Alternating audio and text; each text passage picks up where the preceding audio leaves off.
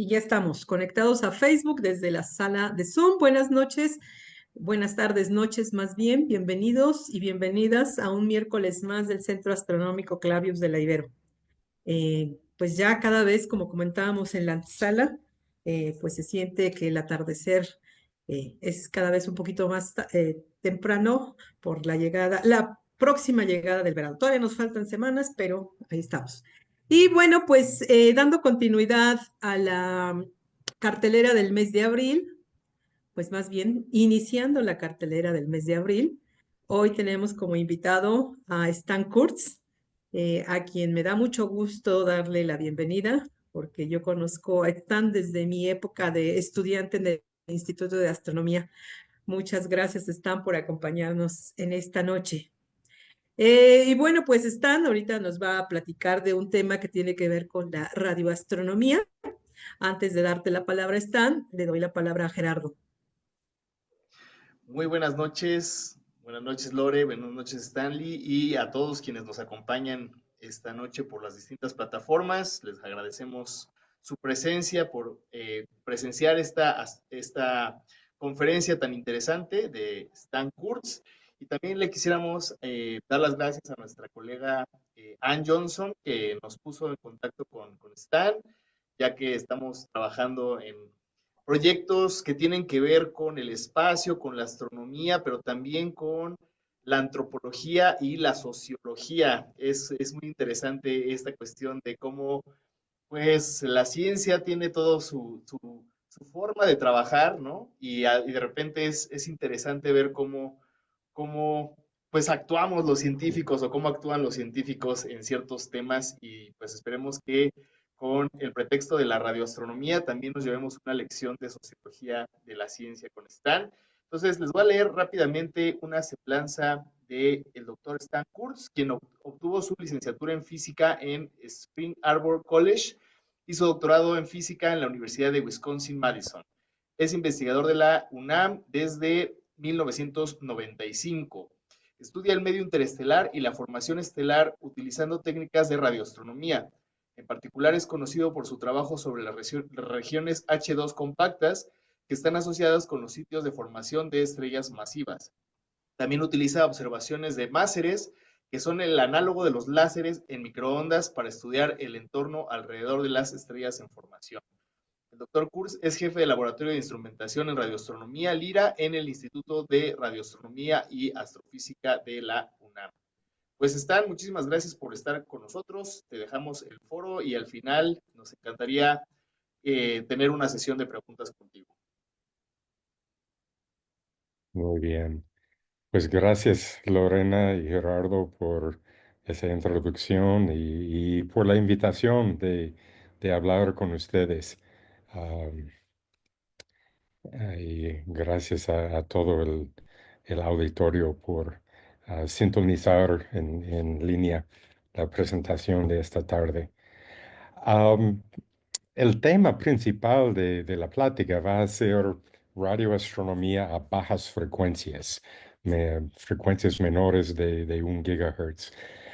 Pero como me explicaron de este interés en la antropología, la sociología de la ciencia, no pude resistir la tentación de meter unas observaciones personales que me han llamado la atención a lo largo de los años, de algunas, no precisamente fallas de la comunidad científica radioastronómica, pero aspectos que me llaman un poco la atención de cómo es que seleccionamos nuestros temas de estudio y qué estudiamos y qué no estudiamos, ¿no?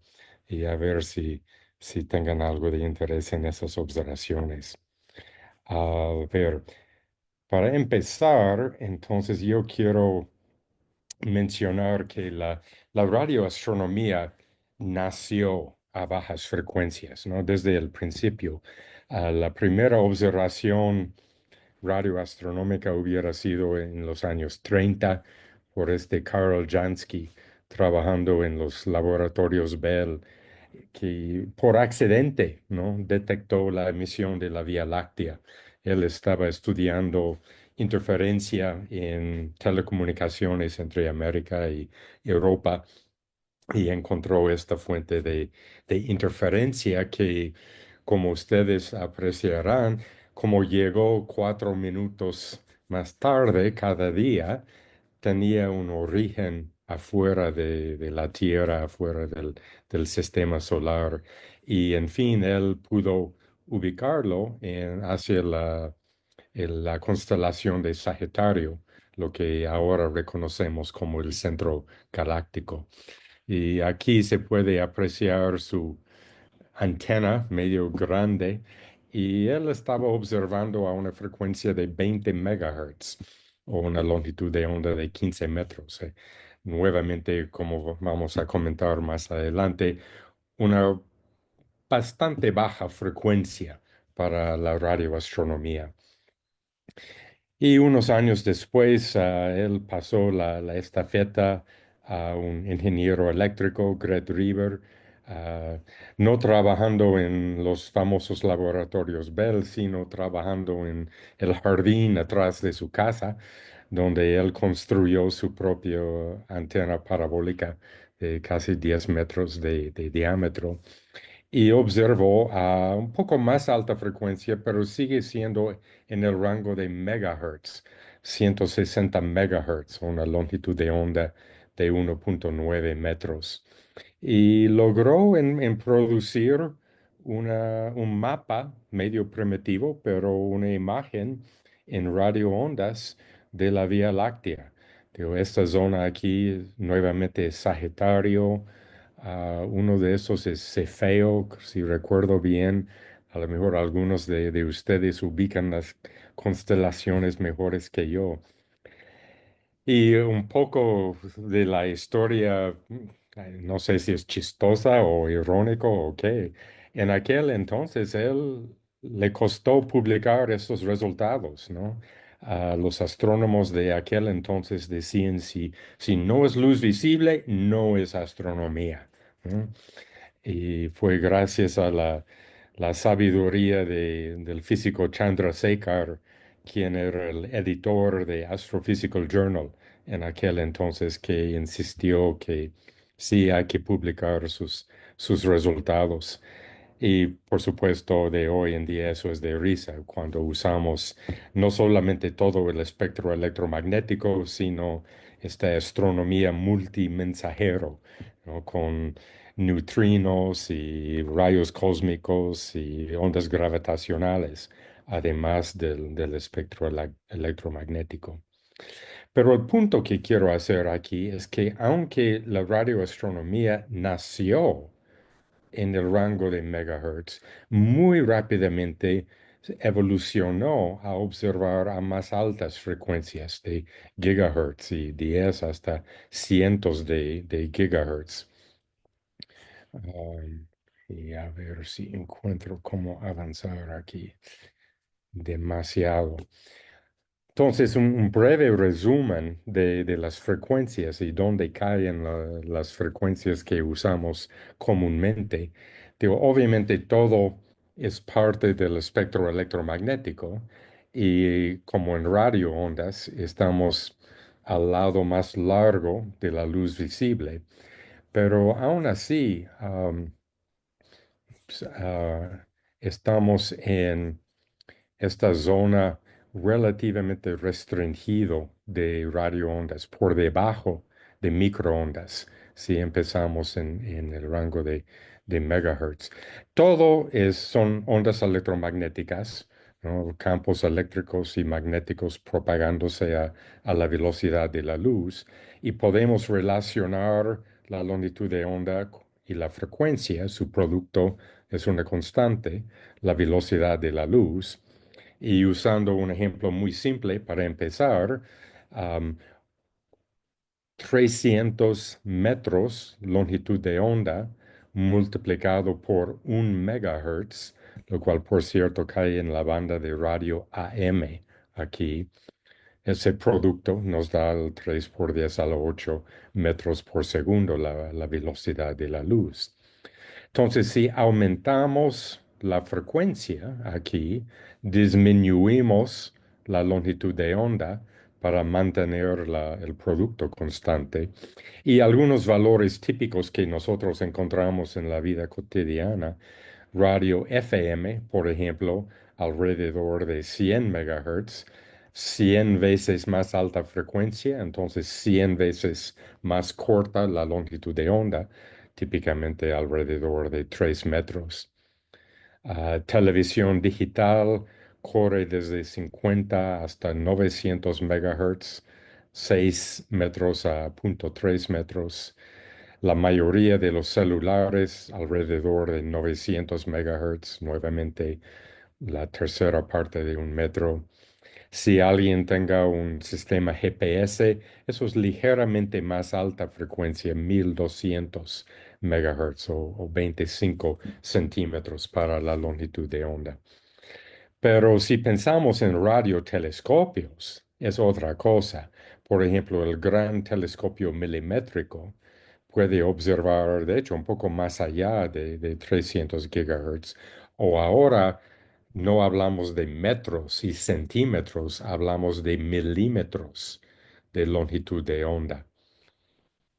Y de hecho, la mayoría de los radiotelescopios en operación hoy en día observan más o menos en este rango de 1 gigahertz hasta 700 gigahertz, o sea, de como 30 centímetros a 0.4 milímetros longitud de onda. Eso es el rango más típico para radiotelescopios. A ver. Y hay varias razones para esta tendencia de mover a más altas frecuencias en la radioastronomía. Son tres en particular que quiero mencionar. Y la primera es simplemente la óptica. La óptica descrito por Lord Rayleigh, ¿no? En sus estudios de lentes y espejos. Y tiene que ver con la resolución angular.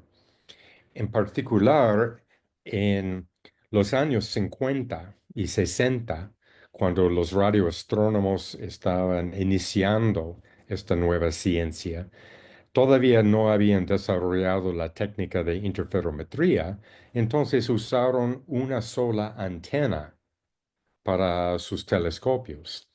Y una sola antena tiene una resolución angular que depende de la longitud de onda de observación y el tamaño, el diámetro del plato parabólico, digamos. Y el problema, obviamente, en astronomía, queremos alta resolución, queremos distinguir dos objetos con alguna separación angular entre sí. Y en este caso son faros de un coche, para nosotros obviamente sería una estrella binaria o algo así. Y si no tenemos la buena resolución angular, como con una sola antena, no podemos distinguir entre los dos objetos. Hay que tener más alta resolución angular para separar los dos. Y si nos quedamos con esa observación con una sola antena, entonces es obvio porque la gente en luz visible tiene la ventaja. Aunque sus telescopios, sus espejos, no son tan grandes, tal vez 1 hasta 8 o 10 metros, la longitud de onda de luz visible es pequeñísima, no está en nanómetros, no en metros, ¿no? 9 órdenes de magnitud más corto. Entonces, en radianes, la resolución de sus telescopios es fantástico, ¿no? Por lo tanto, producen estas imágenes tan nítidas, tan bellas que salen del Hubble y de otros telescopios espaciales. En radio, el problema es mucho más difícil. Podemos tener platos más grandes de 10 hasta 100 metros. De hecho, el telescopio que se colapsó en Puerto Rico hace varios años era 305 metros de diámetro. Pero la longitud de onda que observamos es mucho más larga y entonces la razón entre los dos resulta un número medio grande, décimos de un radián, y por lo tanto no tenemos muy buena resolución angular con radiotelescopios. Y una solución muy obvia a esto es observar a longitudes de onda más corta. Si ponemos un número más pequeño aquí, tendremos mayor resolución angular. Entonces, eso fue una de las primeras razones que radioastrónomos buscaron frecuencias más altas para observar. Una segunda razón podemos atribuir a Planck, a la ley de Planck que apreciamos aquí, que nos da el brillo de un objeto como función de frecuencia. Ahora cambié a nu en lugar de F, y la temperatura del objeto. Y el ejemplo clásico que me gusta dar aquí es esta varilla, que podemos apreciar aquí en tonos de gris y también en tonos como naranja y amarillo, ¿no? Pero la luz que estamos mirando en estos dos casos es muy, muy distinta, ¿no? La luz gris que veamos aquí es luz reflejada de la varilla, no es luz emitida por la varilla. Por la temperatura de la varilla aquí en la zona donde está un poco más fría, está emitiendo, sí, pero está emitiendo en infrarrojo y radioondas que nosotros no podemos detectar con los ojos.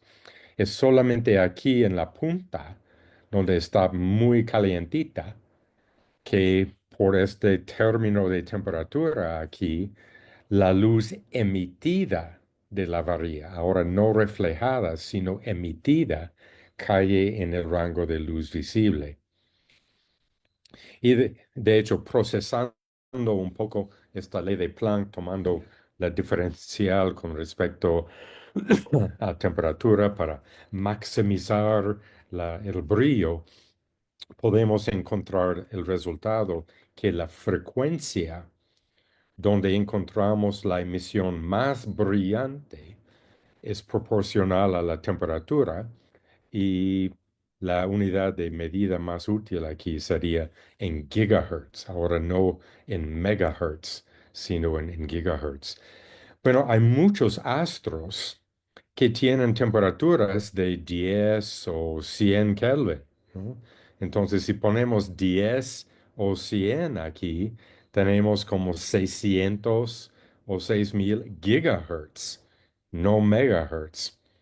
Entonces, si nosotros queremos estudiar astros con este rango de temperatura, claramente la emisión va a ser más fuerte en rangos de gigahertz, mucho más arriba de megahertz. Otro ejemplo muy famoso de esto es la radiación del fondo cósmico, ¿no? Que este remanente de la gran explosión, el Big Bang, que tiene una temperatura hoy en día de 2.7 kelvins, y según nuestra formulita aquí, su máximo en brillo está en 160 gigahertz, o una longitud de onda de 2 milímetros. Una tercera razón para observar a altas frecuencias, ahora podemos atribuir a Bohr y Schrödinger y estos pioneros de la mecánica cuántica, porque resulta, si queremos hacer espectroscopía y estudiamos los espectros producidos por átomos y moléculas, los niveles cuánticos dentro de los átomos o dentro de las moléculas muchas veces son de muy baja energía. Digo, si la transición está entre niveles de 2 a 1, 3 a 2, 4 a 3, el brinco en energía aquí es relativamente alta, y eso produce un fotón en ultravioleta o luz visible. Pero cuando los niveles son muy por arriba, aquí muy afuera del núcleo, y hablamos de números de nivel cuántico hasta varios cientos en estos llamados átomos Rydberg. La diferencia en energía entre n igual a, digamos, 180 y 179 es algunos millielectronvolts. Y un fotón de millielectronvolts nos da una frecuencia en radioondas, no en luz visible o ultravioleta. También las moléculas, ¿no?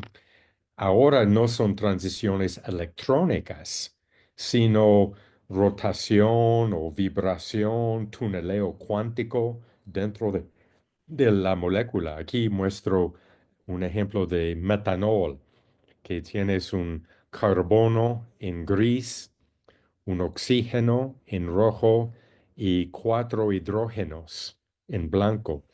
Y como pueden apreciar, aún una molécula tan simple, con simplemente ¿qué? 6 átomos adentro, puede tener muchos modos distintos de estirarse, de girar, de extenderse, y cada una de estas transiciones produce una frecuencia distinta y todos en el rango de gigahertz.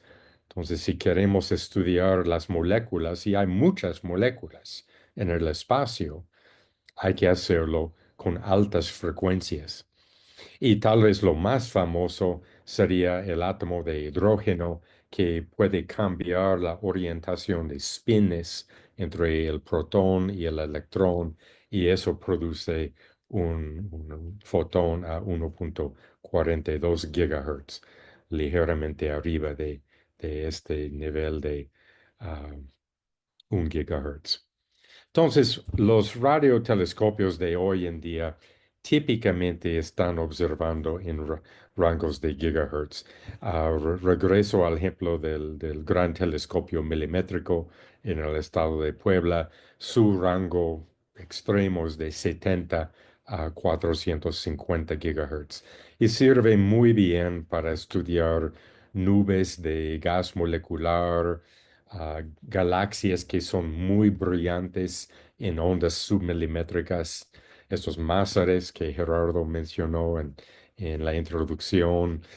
Como ya saben, el GTM ha participado en observaciones de hoyos negros en el centro de la Vía Láctea, estructura galáctica. Hay muchísimas aplicaciones para el GTM. Aquí muestro una imagen en luz visible sobrepuesto con emisión molecular, aquí observado con el GTM.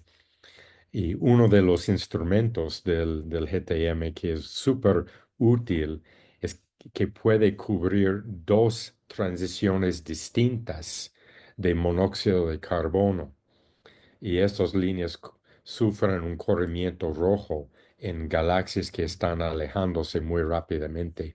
Y como podemos observar las dos transiciones simultáneamente en una sola observación, sabemos el corrimiento rojo de la galaxia y podemos calcular su distancia. Y la resolución angular no está tan mal, 4 segundos de arco.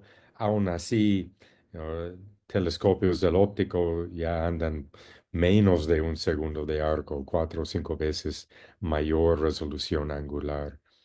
Pero el GTM ha sido un telescopio muy útil para estas altas frecuencias. Aquí en mi instituto en Morelia también estudiamos muchos de estos fenómenos moleculares y de alta resolución. Ahora, nosotros aquí nos dedicamos a la formación estelar. Nuevamente, Gerardo mencionó estas regiones H2, las burbujas de gas ionizado alrededor de una estrella joven y masiva que emite muchos fotones ultravioletas. Aquí son ejemplos de chorros de gas que están emitidos relativamente de jóvenes estrellas o a veces hasta núcleos de galaxias. Hay un montón de fenómenos aquí que podemos estudiar utilizando estas altas frecuencias. Aquí 7 milímetros es una de nuestras frecuencias de batalla, 40 y tantos gigahertz. Pero recientemente hubo este cambio en las frecuencias.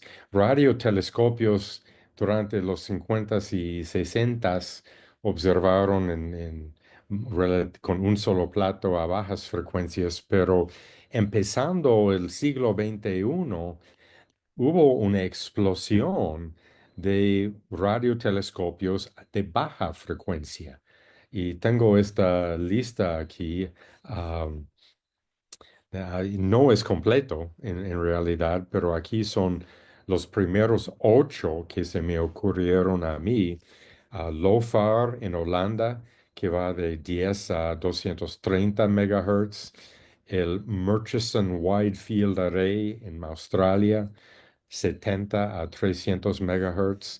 El Long Wavelength Array en Estados Unidos, 10 a 88. El ASCAP, el Australian SKA Pathfinder, su nombre, obviamente en Australia, poco más alta, cubre la banda alrededor de 1 gigahertz, de 700 a 1800 megahertz. Igual este Meerkat en Sudáfrica abarca la frecuencia 1420 megahertz por hidrógeno. Es súper importante, por eso estos telescopios cubren este rango. Aquí en México tenemos un par de telescopios de baja frecuencia. Los geofísicos de la UNAM tienen un radiotelescopio aquí en Michoacán, de hecho, operando a 140 megahertz. Y hay un grupo de INAOI que en colaboración con investigadores en Estados Unidos puso una antena en una de estas islas que México tiene en el mar Pacífico, ¿no? No recuerdo cómo se llama, es unos cientos de kilómetros de Baja California, cubriendo este rango de 60 a 90 megahertz, y Chime en Canadá, nuevamente 400 a 800 megahertz. Y el patrón común aquí es que casi todos, aparte de estos dos, están en el rango de megahertz, mientras que toda la radioastronomía de los 50 a 2000 estaba en el rango de gigahertz, 1000 veces más alta frecuencia. Entonces, ¿qué pasó? ¿Qué pasó al principios de 2000, del inicio del nuevo siglo, que hay de repente tanto interés en telescopios de menos frecuencia? Y antes de explicar qué es, les muestro unas fotos de varios de estos telescopios. Aquí es el Long Wavelength Array en Nuevo México de Estados Unidos. Si la foto fuera un poco más grande, el famoso arreglo muy grande o Very Large Array es a 500 metros aquí a derecha superior de la foto, pero son 256 de estas antenas aquí. Si quieren ver cómo aparecen de cerca, yo instalé 8 de estas antenas aquí en Morelia y se puede apreciar el tamaño. Es más o menos el tamaño de un ser humano. Recuerden que esto va de 10 a 88 megahertz, entonces longitudes de onda de como 3 a 30 metros que detectamos con esta antena.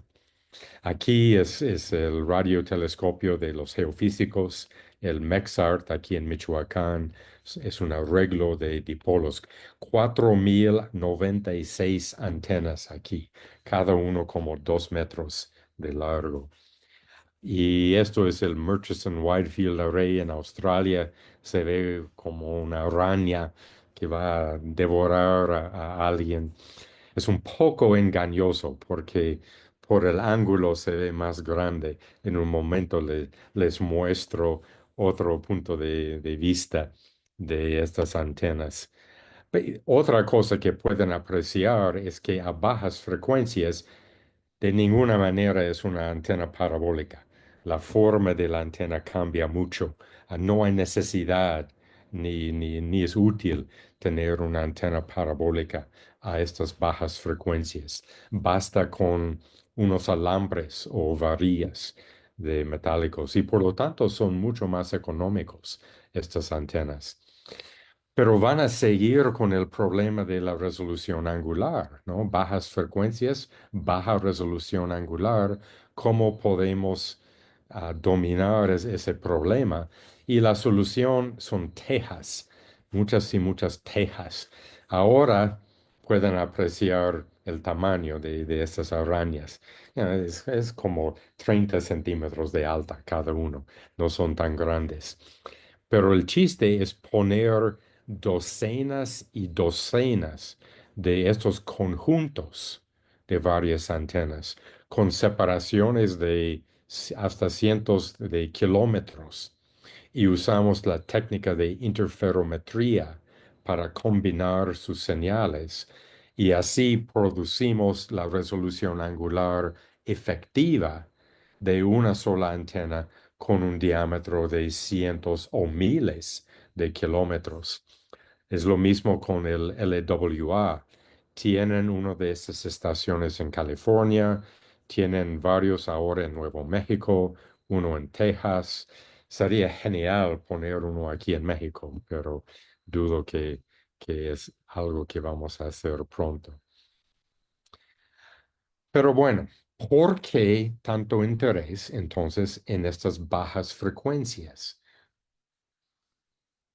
Porque de repente están construyendo estos radiotelescopios de baja frecuencia por todos lados.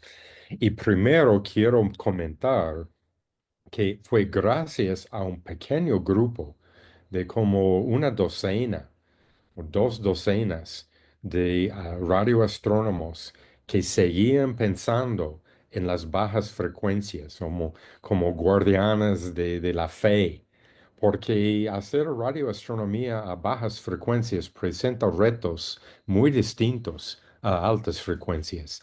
Y fue gracias a ellos que seguían estudiando las bajas frecuencias que pudimos desarrollar estos radiotelescopios de hoy en día. Entonces, yo digo que la razón en gran parte es la evolución normal de la ciencia. Am, si no quieren ser tan gentil, pueden decir lo que reconocemos nuestra propia pendejez. Eso es la PP, nuestra propia pendejez, que durante 50 años despreciamos las bajas frecuencias sin ninguna justificación. Eso es mi primera observación de la sociología de la ciencia. Y no es una crítica, en realidad. Ya vimos tres buenas razones para ir a más altas frecuencias. ¿Y por qué uno debe ir a bajas frecuencias? Durante esos 50 años, ¿qué ofrecía bajas frecuencias? Y eso es mi otro punto de la sociología, de la ciencia, es que mucho de la ciencia que estamos proponiendo de hacer hoy en día es impulsado por estudios de hace 5 o 10 años, estudios recientes. Entonces, hay un famoso ejemplo del borracho buscando las llaves de su coche abajo del poste de la luz. Y el policía le pregunta a ella, dice, pero tu coche está allí, ¿por qué no estás buscando dónde está tu coche? Y el borracho dice, pues aquí está la luz, ¿no? Así somos en la ciencia. Basamos nuestras nuevas investigaciones en lo que acabamos de descubrir, lo que está de moda de observar en el momento. Y para apreciar la importancia de eso para altas frecuencias, hacemos un breve resumen de la historia. Apenas hace 100 años, bueno, a lo mejor para mucha gente en el auditorio 100 años es medio infinito en mis alturas ya no, no es tanto tiempo, ¿no? Pero me impresiona que apenas hace 100 años no sabíamos con seguridad si existían otras galaxias o no. Los historiadores de la astronomía les encanta el año 1925 por este gran debate, cuando en fin llegaron a la conclusión esas pequeñas nebulosas de luz que están encontrando son otras vías lácteas, son otras galaxias enteras. Ni sabíamos de eso antes de 1925. La radioastronomía se lanzó, bueno, yo puse los años 30, pero en realidad por los años 40, perdidos por la Segunda Guerra Mundial, la radioastronomía inició en serio en los años 50 y 60. Y piensen en cuando descubrieron hidrógeno. La emisión de hidrógeno a 1420 MHz no fue descubierto hasta 1951. Probablemente la línea en radio más importante de todas no fue descubierto hasta los años 50. Y ni sabíamos bien de la gran explosión hasta 15 años después por medio de este fondo de radiación cósmico. Pulsares que se emiten más fuertemente en megahertz no estuvieron descubiertos hasta 1967. La época de recombinación, cuando se formó hidrógeno de este plasma primordial, no fue propuesta hasta 1968. Y todavía no hemos sumado con 2 y sacado 4. Si tenemos una línea a 1420 MHz que está en la época de recombinación a un corrimiento Z de 6, 8, 11, esa línea de 1420 MHz sufre un corrimiento Doppler justo aquí al rango de megahertz. En los años 50 y 60 no había manera de saber de la importancia de este rango de megahertz. No, todavía no sabían de hidrógeno, todavía no sabía de la época de recombinación, el corrimiento Z. Eso no vino hasta décadas después. Pero en base de ese nuevo conocimiento, pues sí, por supuesto, al inicio del siglo XXI fue muy importante observar a estas bajas frecuencias. Y es por eso que de hoy en día ya tenemos tantos radiotelescopios observando en este rango de megahertz que no existían antes y están estudiando un montón de fenómenos. Puse una breve lista aquí, sobre todo tal vez más para los físicos, para los astrónomos. Estas bajas frecuencias son de interés por la cosmología, estudio de objetos a alto corrimiento rojo, evolución de materia y energía oscura. Todo eso se puede hacer a bajas frecuencias. Algunos, nuevamente, fenómenos recientes, pulsares descubiertos en los años 60, magnetares que tienen campos magnéticos como 1000 veces más fuerte, descubiertos apenas hace 10 años. A estos brotes de rayos gamma también hace 10, 15 años. No sabíamos de estos y ahora estamos estudiándolos en rangos de megahertz. Fenómenos muy energéticos como estos remanentes de supernovas, ah, radiogalaxias que puedan acelerar rayos cósmicos hasta muy altas energías, ¿no? Uno de esos rayos cósmicos puede calentar mi taza de café, ¿no? todo esto de la física espacial, clima espacial, física solar, todo esto muy estudiado a bajas frecuencias. Uno de los radiotelescopios más conocidos para hacer esto es este Square Kilometer Array que van a compartir entre Sudáfrica y Australia. Esperan tener hasta 1 kilómetro cuadrado de área colectiva, frecuencias nuevamente cubriendo de megahertz hasta gigahertz. Um, Muestro un concepto artístico de las antenas y una foto de los generadores. Debo explicar eso muy rápidamente. Los generadores no son para las antenas. El concepto moderno de estos radiotelescopios de bajas frecuencias es tener muchísimas antenas y combinar sus señales en computadoras. Esos generadores, 5 megavatios cada uno, son para las computadoras que van a procesar las señales de todas estas antenas. Um, este Square Kilometer Array tiene muchas impulsoras científicas. Voy a pasar un poco rápidamente por esos, porque ya me está acabando el tiempo un poco. Um, con estas frecuencias del megahertz hasta 1 gigahertz, se puede trazar la época oscura cuando formaron las primeras estrellas. Digo, antes de formar una estrella, no había luz. Entonces fue una época oscura. ¿Cómo vamos a estudiarlo? Pues por radioondas, porque no hay luz visible. La cosmología y la evolución galáctica. ¿Cuándo, cuándo formaron las primeras galaxias?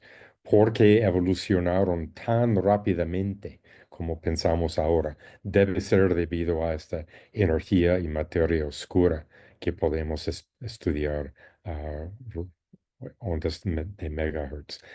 Para estudiar el campo fuerte y hacer pruebas de la relatividad, hay que estudiar estrellas de neutrones o hoyos negros para ver sus órbitas. Pulsares mejores observadas a rango de megahertz. Entonces hay muchos estudios ahora estudiando, desarrollando redes de muchos miles de pulsares que pueden detectar ondas gravitacionales por el tiempo de arribo de la señal. El origen del magnetismo cósmico. No sabemos de dónde viene el campo magnético del universo, pero hay indicaciones que a bajas frecuencias podemos encontrar la solución. Formación de estrellas, ¿no? Está la cuna de la vida, quieran llamarlo, estudiando fenómenos alrededor de la formación de estrellas y sistemas solares después de la formación de la estrella. Y cosas desconocidas. Se supone que cuando abrimos una nueva ventana de observaciones de longitudes de onda, um, vamos a descubrir uh, nuevos fenómenos que no encontramos antes. Voy a saltar algunas de las pláticas aquí. Me dan un momentito. Cariño, te hablo.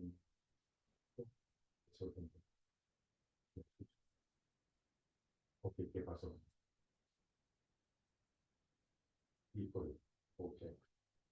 Am, Estoy dando una plática en línea ahora, pero puedo llegar a la casa en como una hora, digamos. Ok, ok. Ah, una disculpa. Am, bueno. Nuevamente voy a, esas son todas las aplicaciones de la bajas frecuencias con el SKA que se puede observar en un poco más detalle. Pero quiero saltar esos para llegar, bueno. Bueno, sí, salto esto también, me está acabando el tiempo. Y quiero llegar a mi otro ejemplo de la sociología de la ciencia. mi observación personal, a ver qué opinan ustedes de esto. Si no están de acuerdo, lo acepto con mucho gusto. Yo hice el posgrado, como comentaron, en la Universidad de Wisconsin en Madison, y el departamento de astronomía ocupaba el quinto y sexto piso de una sola ala de este edificio. Am, los otros pisos tienen una historia muy interesante. Durante la guerra entre Estados Unidos y Vietnam, el ejército puso matemáticos aquí, entonces los antiguerristas pusieron una bomba aquí y destruyeron todo el edificio, pero bueno, eso es para otra plática. El punto aquí es que en este pequeño espacio de 2 pisos estudiamos todo el rango de la astronomía. Aparte de este último, cuando yo estaba ahí en Wisconsin, exoplanetas todavía no estuvieron descubiertos en aquel momento, pero cubrimos todo lo demás. Y lo hicimos con, ¿qué? 15 investigadores, 20 estudiantes, como 30 oficinas aquí.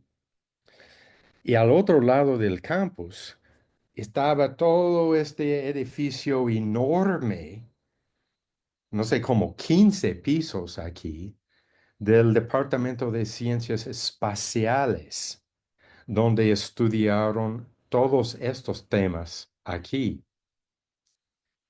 Atmósferas, océanos, sismología, clima, etcétera, etcétera, ¿no? En breve, todos estos fenómenos son relacionados con planetas. Puede ser Tierra, puede ser Venus, Marte, Júpiter. Estos fenómenos ocurren en planetas.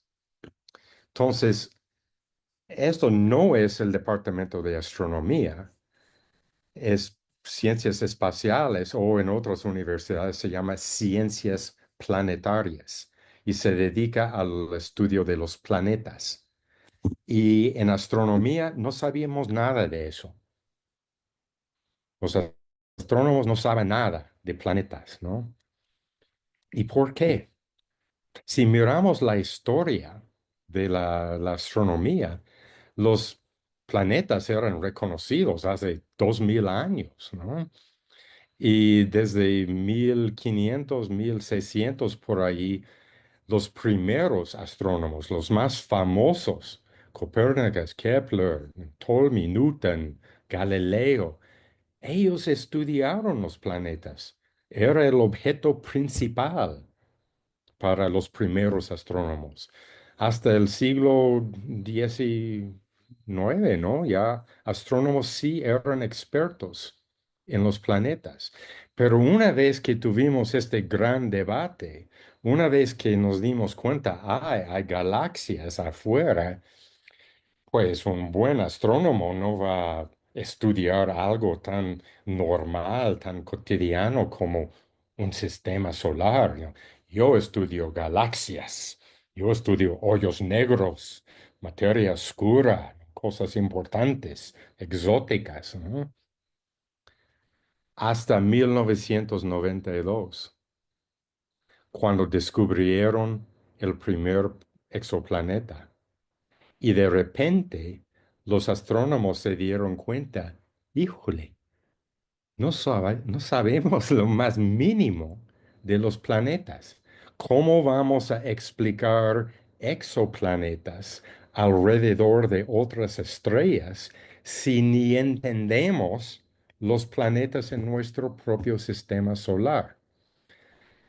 Y yo creo que debería haber sido algo súper vergonzoso para los astrónomos, para la comunidad astronómica, que durante todo un siglo ignoramos los planetas, que es una subdisciplina totalmente válida de la astronomía, que tiene muchísimos retos, hay muchos problemas que no entendemos cómo evolucionaron así, pero ignoramos esos planetas porque estuvimos preocupadas con cosas más sexy y más lejanos de nosotros. Y eso yo creo que es mi ejemplo favorito de la sociología de la ciencia. Y al final de cuentas resultó en el desarrollo de una disciplina totalmente nueva, ciencias planetarias, por descuido de los astrónomos. Pero bueno, lo dejo así, um, con mi predicción que en la próxima década el futuro de la astronomía va a ser por debajo de 1 GHz. Muchas gracias a todos por su atención.